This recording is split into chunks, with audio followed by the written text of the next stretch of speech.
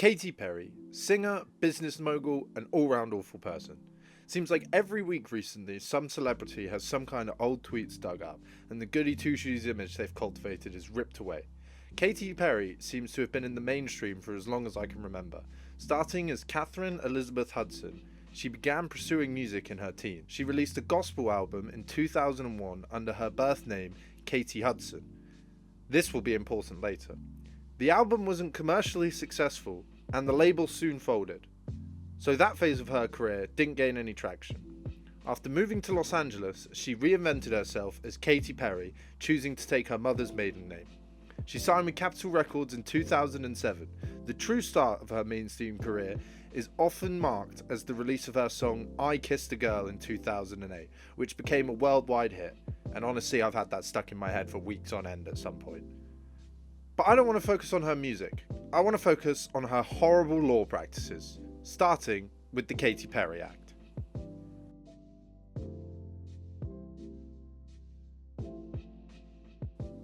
In July 2020, Katy Perry and her husband Orlando Bloom, yes, that Orlando Bloom, agreed to buy an 8-bedroom mansion in California from a man named Carl Westcott, an 83-year-old entrepreneur best known for founding 1-800-Flowers. Just days after signing, Westcott claimed he hadn't been in sound mind when he agreed to the sale. He had just undergone major back surgery and was on strong pain medication, including opioids. He also allegedly suffered from Huntington's disease, an inherited disorder which causes nerve cells in parts of the brain to gradually break down and die. Westcott's lawyers argued that he lacked the capability to consent to the sale due to his health and medication. Perry and Bloom countered that the deal was legally binding and pursued enforcement on the contract. In September 2023, California sided with Perry and Bloom, ruling that Westcott was mentally competent at the time of the sale, even going as far as to seek millions in damages for lost rental income because the legal dispute delayed her from moving in. Crazy, right? Suing a guy whose brain is literally eating itself. The public image of the global pop star and her Hollywood partner fighting an elderly, sick man over his home drew significant backlash. The case was covered widely, with some portraying Perry as being insensitive or predatory, despite her legal victory. In response, Advocate proposed the Katy Perry Act, or the Protecting Elderly Retail for Retirement Years Act. Clever, right? Its goal was to add safeguards for seniors in real estate deals by creating a 72-hour cooling-off period for people aged 75 and older. During that time, either party could back out of the sale without penalty. Though it has drawn interest in elder finance protection, the act has not been introduced or passed into law. It remains a symbolic proposal sparked by all of Katy's controversy. It's just crazy to me to think that, there are people out there trying to get a law specifically against Katy Perry and even, naming the acronym after her.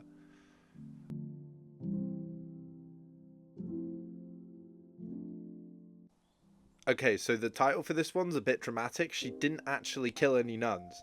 But in 2015, Katy Perry attempted to purchase a former Los Feliz convert in Los Angeles for $14.5 million. The property belonged to the Immaculate Heart of the Mary Sisters, but it was legally overseen by the Archdiocese of Los Angeles. I believe I'm pronouncing that correct. Two elderly nuns who had lived on the property, Sister Rita Callahan and Sister Catherine Rose Holzman, opposed the sale to Perry.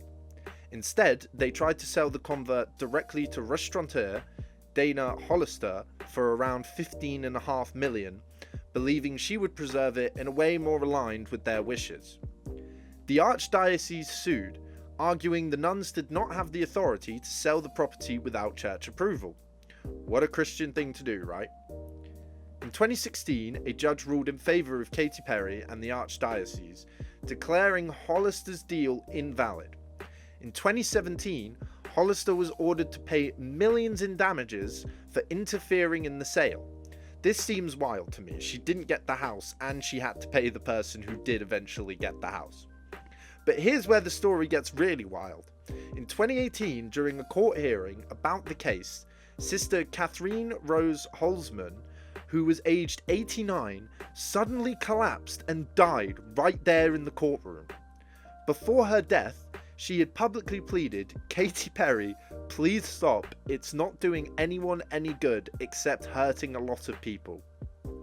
I really hope those weren't her final words, or that's not a good look for Katy Perry. Katy Perry ultimately won the legal right to purchase the convent, though the case damaged her public image at the time. So far, that makes her 2 for 2 on exploiting the elderly for their LA mansions.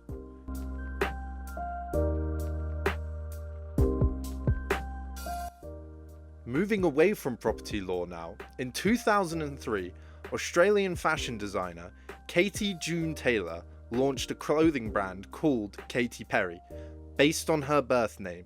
So remember, Katy Taylor's name from birth was Katy Perry. Around the same time, Katy Perry, the pop star, born Catherine Hudson, was building her music career. When pop star Katy Perry rose to international fame, her team began selling merchandise under the name Katy Perry. In 2009, Katy Perry's company tried to stop Katy Taylor from using Katy Perry on her clothing label, claiming it would confuse customers. Taylor fought back, arguing she had legally registered the trademark in Australia before the singer became famous there. Also, it's her actual name, unlike the pop star. The case dragged on for years, with disputes over branding rights and accusations of intimidation being thrown at the pop star. In April 2023, 14 years after the start of the lawsuit, the Australian Federal Court sided with Katy Taylor. The judge ruled that Katy Perry's company infringed on Taylor's trademark by selling branded clothing in Australia. However, the court had to clarify that this ruling only applied to the sale of clothes, not music or other entertainment products.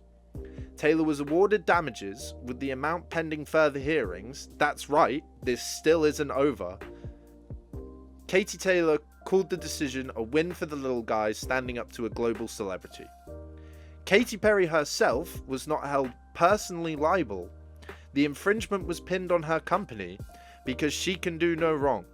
But at least she finally lost one of these lawsuits. Now, I'm sure Katy is actually a lovely person. I think the takeaway from this is that if Katy wants your home, just give it to her. Anyway, sorry that this video came out a day late. I'm lazy. I like to procrastinate, even though these videos don't take that much time at all. I'm going to start trying to do one upload a week, Saturday around 4 PM. Don't hold me to that because, yeah, I probably won't do that. But yeah, let me know what you thought of my second video, and please watch the next one.